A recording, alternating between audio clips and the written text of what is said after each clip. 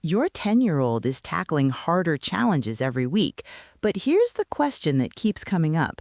What should they actually be able to do right now in STEM? Not fuzzy ideas about exposure to coding or building things, but real, concrete skills you can point to and say, yes, they've got that. This is the age when play stops being enough and genuine skill building has to take over. My name is Lakshmi Venkataraman. I'm a National Board Certified Middle School Science Educator with a master's in curriculum and instruction, and I've spent years helping families figure out exactly what comes next in their kids' learning paths. You're listening to the STEM Lab podcast. Quick note before we dive in. Everything you hear in this episode, the research, the data, the script itself, that's all written and verified by real educators and authors. The voice you're hearing, though, that's AI generated. Just wanted to be upfront about that. If you've been listening for a while now, thank you, seriously. And if you're just discovering us, welcome. We release new episodes every Monday, Wednesday, and Friday, all focused on helping you navigate STEM learning at home with your kids. Now, here's what we've got for you today. So let's talk about what STEM skill milestones for 10-year-olds actually are. These are measurable competencies that kids at this stage can realistically master when they get the right scaffolding and practice time. And I want to be clear, these aren't just arbitrary suggestions someone pulled out of thin air based on age. They're grounded in cognitive development research, the next generation science standards progressions, and what I've personally observed working with hundreds of 5th and 6th graders as they transition from concrete thinking into abstract reasoning. At 10, children typically show what researchers call formal operational thinking in controlled contexts. That means they can hold multiple variables in their head at the same time, understand cause and effect chains that span 3 or 4 steps, and start thinking hypothetically about outcomes they haven't actually seen yet. That cognitive leap fundamentally changes what they can accomplish across STEM domains. These milestones cluster around 4 core areas: computational thinking, engineering design practices, quantitative reasoning, and scientific modeling. Each one has observable benchmarks, meaning these are specific things your child should be able to do, not just vaguely understand. In computational thinking, 10-year-olds transition from dragging pre-built blocks around to actually understanding what those blocks represent in text-based syntax. In engineering, they move from following assembly instructions step by step to modifying designs so they meet specific performance criteria. In quantitative reasoning, they shift from just collecting data to analyzing patterns in it and calculating rates of change. And in scientific modeling, they progress from describing what they observe to constructing explanations that use evidence and mechanism. The specificity here really matters. When you understand that learning programming at this age means your child should be able to successfully debug a 40 to 50 line Scratch program with nested loops and conditionals, or read simple Python functions with parameters, you can evaluate whether a programming kit actually delivers skill progression or just keeps them entertained for an afternoon. Now, let's talk about how these skill milestones actually develop. The development follows a predictable sequence, though individual kids progress at different rates. Understanding this progression helps you recognize when your child's ready for the next challenge and when they need more time solidifying what they've already learned. Let's start with computational thinking. Most 10-year-olds show up with some block-based programming experience from earlier grades. The milestone at this age is what I call syntax awareness, which is the ability to see patterns in code structure and predict what modifications will produce specific outcomes. Concretely, this means your child should be able to debug programs by identifying which block or line causes unexpected behavior. They should explain what a loop or conditional statement does in plain language. They should modify existing code to change program behavior in specific ways. And they should write original programs that combine 3 or 4 programming constructs, things like loops, variables, conditionals, and functions. The transition from visual blocks to text-based code typically begins around age 10 or 11. You're not looking for Python fluency yet, but your child should be able to read simple Python or JavaScript syntax and recognize structures they've used in block form. They should understand that something like for I in range 10 accomplishes the same thing as a repeat 10 times block. In engineering, 10-year-olds develop what I call constraint-based problem solving. Earlier, they built what instructions told them to build. Now, they should be designing solutions that meet specific performance criteria within given limitations. Observable benchmarks here include identifying which design variable affects which performance outcome. For example, gear ratio impacts torque versus speed. They should test designs iteratively with controlled changes between versions. They should select appropriate materials or components based on functional requirements. And they should explain trade-offs between competing design goals. I've watched this develop across hundreds of students in my robotics elective. In 5th grade, they ask, "What should I build?" By the end of the year, they're asking, "Which motor configuration will give me enough torque to climb this incline while staying under the weight limit?" That shift from instruction following to criterion-driven design is the milestone. Quality robotics kits scaffold this by providing challenges with clear constraints but multiple valid solutions. The critical milestone in scientific thinking at age 10 is mechanistic explanation. That's moving beyond describing what happens to explaining why it happens at the level of underlying mechanisms. Your child should be able to construct cause and effect explanations that span multiple steps. They should distinguish between correlation and causation in simple contexts. They should identify which variables need to be controlled in an experiment. And they should use models, things like drawings, diagrams, or physical representations to explain phenomena. This is where hands-on science kits become genuinely educational rather than just demonstrative. A solar panel kit that helps your child measure voltage output under different lighting conditions and explain the mechanism converting photons to electrical current hits this milestone. A kit that just lights an LED without investigating variables doesn't. Mathematical thinking at 10 should transition from arithmetic operations to proportional reasoning and basic statistical thinking. Your child should be capable of calculating rates like speed, efficiency, or concentration from raw measurements. They should create and interpret line graphs showing relationships between variables. They should recognize linear patterns in data tables, and they should estimate orders of magnitude and check whether calculations produce reasonable results. These capabilities unlock authentic STEM work. When your child builds a wind turbine project and calculates power output in watts from voltage and current measurements, they're demonstrating genuine quantitative reasoning, not just copying numbers into a formula. So why do these milestones matter for your child's STEM development? Understanding them matters because this age represents a critical branching point in STEM education. The capabilities your child develops now determine which pathways remain accessible in middle school and beyond. Students who master debugging and algorithmic thinking by age 11 find text-based programming languages approachable in middle school. Those who don't often perceive programming as incomprehensibly abstract. Students who develop constraint-based engineering thinking can tackle open-ended design challenges in robotics competitions and maker projects.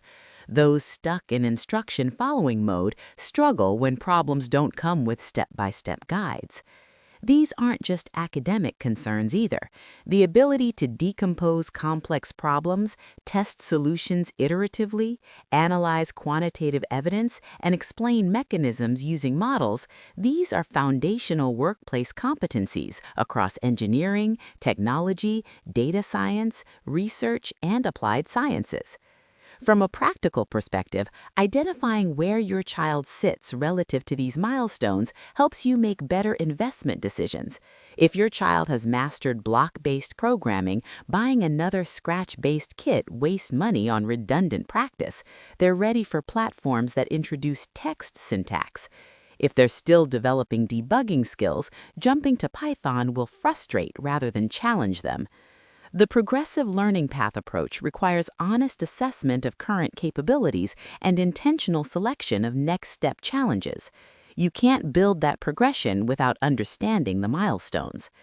Now, STEM skill milestones for 10-year-olds vary significantly across domains.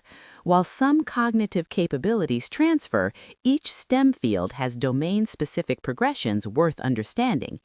In computer science and programming, beyond the computational thinking progression we covered earlier, 10-year-olds should develop what I call computational artifact creation. That means making programs that serve genuine purposes rather than just executing examples. Specific milestones include creating simple games with scoring and win-loss conditions, building interactive quizzes or tutorials, programming robots to navigate obstacle courses autonomously using sensors, or developing data visualizations from collected measurements. The LEGO Mindstorms Robot Inventor System, check the link below to see the current price, scaffolds many of these milestones particularly well with its combination of Scratch-based and Python programming modes. From a practical standpoint, programming platforms at this level need offline capability for basic functions, not cloud-dependent for every session. They need cross-platform compatibility across Windows, macOS, and Chrome OS, and they need clear migration paths to text-based languages. Products requiring ongoing subscriptions for core features create financial barriers to sustained practice. Engineering milestones center on systems thinking, which is understanding how components interact within assemblies and how changing one element affects overall performance. Observable capabilities include designing mechanical systems with intentional gear ratios for torque or speed advantages, implementing sensor-driven automation like line following or obstacle avoidance, troubleshooting assemblies by isolating which subsystem causes failure, and optimizing designs through iterative testing with controlled variable changes. These milestones require platforms with expandability. A fixed-function kit your child builds once and never modifies doesn't develop systems thinking. Open platforms like Arduino-based robotics systems or modular construction kits support this progression, but require more parental facilitation initially. In physical sciences, 10-year-olds should master quantitative investigation, which means designing experiments that produce measurable data and drawing conclusions from numerical evidence. Benchmarks include measuring energy transformations and calculating efficiency percentages, investigating relationships between variables and graphing results, testing materials under controlled conditions and comparing quantitative properties, and using mathematical models to predict outcomes before testing. Renewable energy projects naturally scaffold these milestones, comparing solar panel output under different angles, measuring wind turbine efficiency with different blade designs, or calculating energy storage in capacitor banks all require quantitative investigation at age-appropriate complexity. Life science at this age emphasizes systems modeling, which is understanding organisms and ecosystems as interconnected systems where changes propagate through multiple levels. Capabilities include constructing food web models showing energy flow, explaining physiological processes at the organ system level, investigating how environmental variables affect organism growth or behavior quantitatively, and designing fair experiments with living organisms, including proper controls. Many life science concepts at this level require sustained observation over weeks, which doesn't align well with one-time kits. Setting up a dedicated learning space with ongoing experiments supports this better than discrete projects. Let me address some questions that come up a lot about these milestones. What STEM skills should a 10-year-old specifically be able to demonstrate by the end of the year? By the end of age 10 or 5th grade, your child should demonstrate 5 concrete capabilities across STEM domains.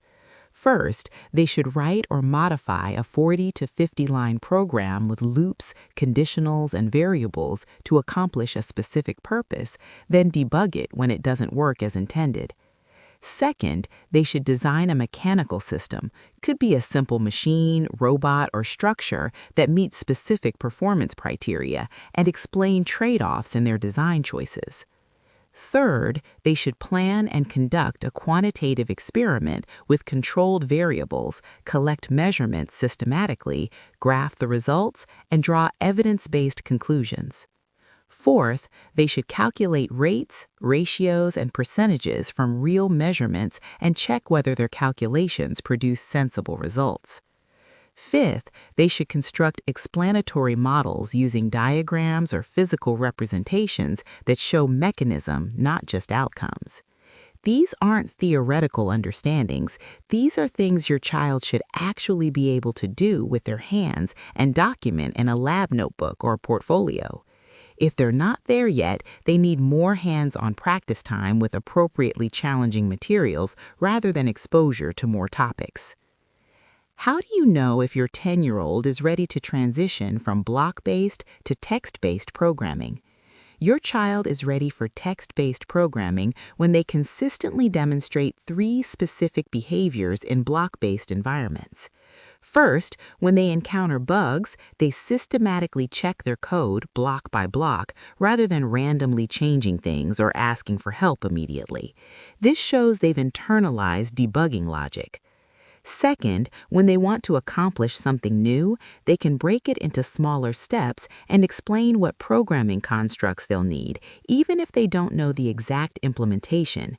This demonstrates algorithmic thinking independent of specific syntax. Third, they express curiosity about what's inside blocks or ask questions suggesting they understand blocks represent underlying code. Comments like, "How would I do this if I didn't have this block?" signal readiness. You'll also see them working with increasingly complex programs, 30-plus blocks, without getting lost in the logic. If your child shows these patterns, introducing Python or JavaScript syntax with a transitional platform that shows block and text views side by side helps bridge the gap. If they're still struggling to debug 15-block programs or need help planning every step, they need more time in block-based environments building that foundational logic. What's the difference between age-appropriate STEM activities and activities that actually build skills at this level? Age-appropriate STEM activities at 10 match cognitive and motor abilities. The child can physically manipulate components and intellectually understand instructions. But many age-appropriate activities don't build skills because they provide no opportunity for problem-solving, iteration, or transfer to new contexts. Building a model following step-by-step instructions is age-appropriate, but doesn't develop engineering skills because there are no decisions, trade-offs, or design challenges involved. You're just following assembly directions. The same model becomes skill-building when you challenge your child to modify it to achieve different performance criteria, like increasing speed, carrying a load, or navigating obstacles, then test and refine their modifications. Similarly, running a demonstration where vinegar and baking soda produce gas is age-appropriate chemistry, but it doesn't build scientific reasoning unless your child designs variations testing how different ratios affect gas production, measures results quantitatively, and explains the mechanism. Skill-building activities at this level always include decision points where your child must choose an approach, measurable outcomes they can evaluate, and iteration opportunities to improve based on results. Products that support progressive learning build these elements into their design rather than just providing materials and instructions. Should you focus on breadth across all STEM domains or depth in one area for your 10-year-old? At age 10, you want structured breadth with emerging depth. That means exposure to enough domains that your child discovers genuine interests, but sustained practice in those areas to build competence rather than superficial familiarity. Concretely, this might mean maintaining a rotating focus. Spend 6 to 8 weeks on a robotics project that goes through multiple design iterations and programming challenges, then shift to a renewable energy investigation for the next period, then tackle a coding project, then explore biological systems. Within each focus period, go deep enough that your child develops actual capability in that domain, not just completing one kit and moving on, but working through a progression that builds complexity. I've seen too many families collect dozens of STEM kits that each get built once, creating breadth without any depth. Your child ends up having done robotics without being able to design or program anything independently. The opposite extreme, focusing exclusively on one domain at this age, risks missing the discovery phase, where children identify what resonates with them. The middle path means building a progression within domains over weeks or months, then transitioning to different domains for variety, rather than bouncing between unrelated activities weekly. This develops both genuine competence and informed preference. What equipment do you actually need at home to support these STEM skill milestones effectively? Supporting STEM skill milestones for 10-year-olds at home requires surprisingly minimal equipment if you choose strategically, but the specific items matter more than quantity. You need 3 categories of resources. First, a programmable platform that supports progression from blocks to text. Think Lego Mindstorms, check the link below to see the current price, Arduino-based robotics kits, or microbit systems. Second, hands-on science equipment for quantitative investigation. That's a multimeter for electrical measurements, graduated cylinders and scales for physical science, pH meters or microscopes for life science, depending on interests. Third, fabrication or construction materials that allow iterative building, modular robotics components, Arduino kits with breadboards and sensors, or basic maker supplies like cardboard, motors, and LEDs if your child likes prototyping. Beyond materials, you need appropriate infrastructure.